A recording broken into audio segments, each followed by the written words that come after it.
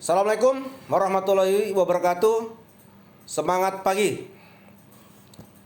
Pada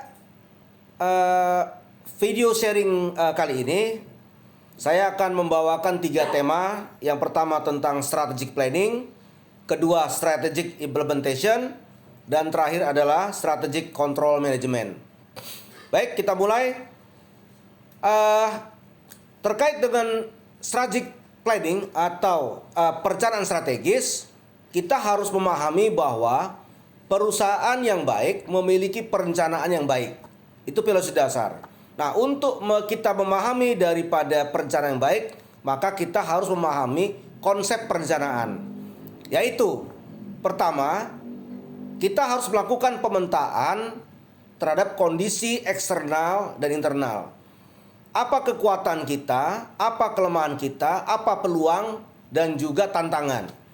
Nah, hasil daripada scanning lingkungan internasional tadi dituangkan umumnya dalam bentuk analisa SWOT. Nah, kemudian setelah kita mengetahui SWOT kita, maka dijabarkan dalam strategic formulation, yaitu menjabarkan misi daripada perusahaan, kemudian menetapkan daripada sasaran atau objektif, kemudian dituangkan dalam strategi, dan juga terakhir kebijakan. Nah, kemudian setelah kita menetapkan strategi formulasi, maka dituangkan dalam strategic implementation dalam bentuk program, budget, dan prosedur. Dan terakhir adalah bagaimana perusahaan mampu melakukan pengendalian untuk dan juga melakukan penilaian terhadap performance daripada kinerja yang sudah dilakukan oleh unit kerja di tiap bagian masing-masing. Nah, itu terkait dengan strategic planning. Selanjutnya, perusahaan melaksanakan step kedua, yaitu strategic implementation, di mana implementasi strategis atau strategic implementation merupakan penugasan atau penugasan kembali kepada para pemimpin perusahaan, baik pada tingkat corporate maupun tingkat unit bisnis, untuk mengkomunikasikan dan mengimplementasikan strategi bersama-sama karyawan. Nah, implementasi strategis seringkali disebut sebagai rencana operasional karena terdiri dari sejumlah aktivitas atau program yang melibatkan SDM perusahaan, dan didukung prosedur pelaksanaan yang terstandarisasi serta anggaran perusahaan yang layak.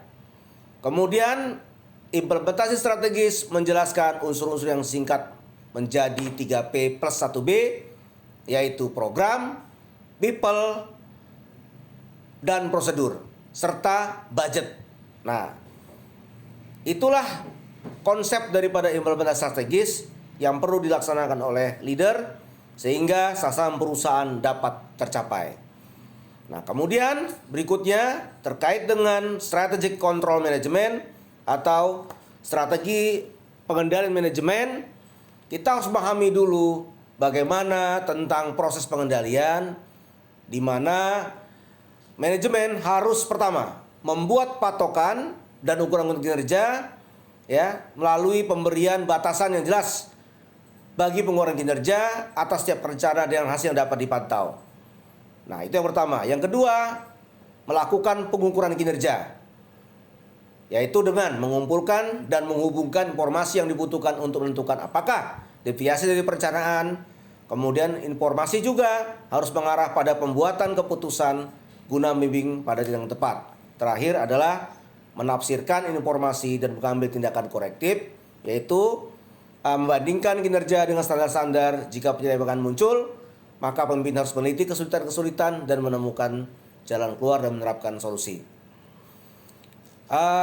Terakhir, kita harus menjaga dan memanage pengendalian secara baik, supaya pelaksanaan target-target dapat terkawal dan memberikan nilai tambah bagi perusahaan. Demikian yang dapat kami sampaikan. Terima kasih. Semangat pagi.